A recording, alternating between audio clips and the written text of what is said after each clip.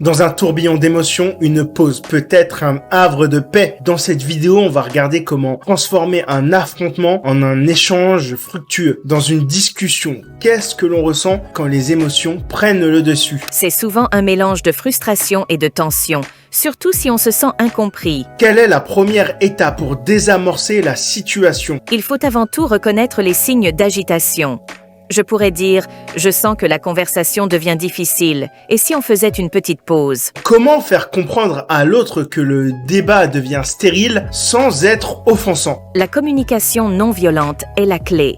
On peut s'exprimer sans accuser en disant « Je remarque que notre échange devient tendu. Il serait peut-être sage de se donner un moment de répit. » Quel rôle jouent les émotions personnelles dans ces circonstances? Elles sont au centre de l'échange.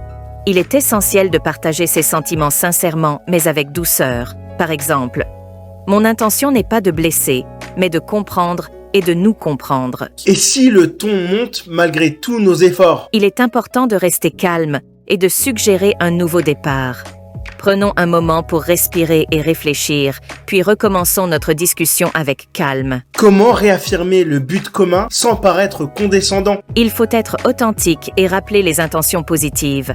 N'oublions pas que notre objectif est de trouver une solution ensemble, et je suis convaincue que c'est possible. Et si l'on se sent nous-mêmes emportés par l'agacement, que faire? L'autorégulation est cruciale. J'exprime ma propre limite respectueusement. Je me sens tendue et j'ai besoin d'un instant pour ne pas dire quelque chose sous le coup de l'émotion. Comment insister sur l'importance de résoudre le conflit? En valorisant la résolution du problème et l'empathie, il est important pour moi que nous trouvions une solution.